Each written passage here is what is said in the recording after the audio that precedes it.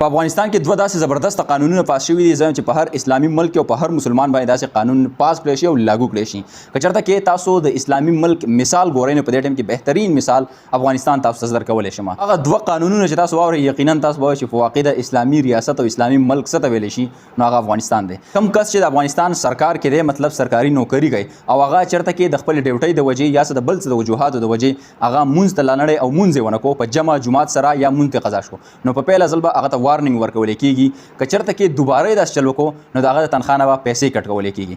بیا که چېرته په درېیم ځل دا چل وکړو بیا به دې نه هم دوباره پیسې کټ کولی کېږي د تنخوا نه. خو که په څلورم ځل دا چل وکړو نو هغه به مکمل طور باندې د نوکرۍ نه ایستلی کېږي. دویم قانون تاسو واورئ. دویم قانون دا دی که د سنتو مطابق ګیره چا پرې نه ښودله نو هغه به مکمل طور باندې د سرکاري نوکري نه مکمل طور باندې ایستی کېږي. په دې کې بالکل څه وارننګ نشته دی. البته چا چې ګیره وړی نو څه ټایم یې د هغې لپاره مقرر کړی چې په هغه کې ستا د سنتو مطابق ګیره راتللی شي. خو که چېرته کې تاسو په نوکرۍ کې او د دغې وارننګ مطابق یا د دغې مدت مطابق تاسو بیا هم ګیره وخروله یا ګیره هم په سنتو مطابق برابر نه کړله نو تاسو به د نوکرۍ نه مکمل طور باندې ایستلی کېږئ. ډېر زیات زبردست او ښکلی قانون دی. زیات خلک به اوس په دې کې خاندي خو دا د خندا خبره بالکل نه ده. ښکلی او زبردست قانون اسلامي ملک مملکت څه ته ویلی کېږي داسې ډېر زیات مزه کوي.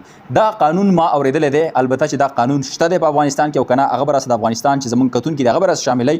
خو ډېر زیات بهترین قانون په دې باندې دا دی ځکه چې موږ مسلمانان ډېر زیات کمزور یو. موږ باندې چې د پاسه داسې زور نه وي که نه نو بیا زما نه مونځ قضا ستا نه مونځ قضا او زموږ هم سنت بیا برابر نه وي. الله پاک دې لاول موږ له د سنت د پرېښودلو توفیق راکړي او دې سره چې کوم دی د الله چې کومه سیده نیغه لار ده او کوم فرایض دي هغه موږ صحیح طریقې باندې ادا کولو توفیق راکړي.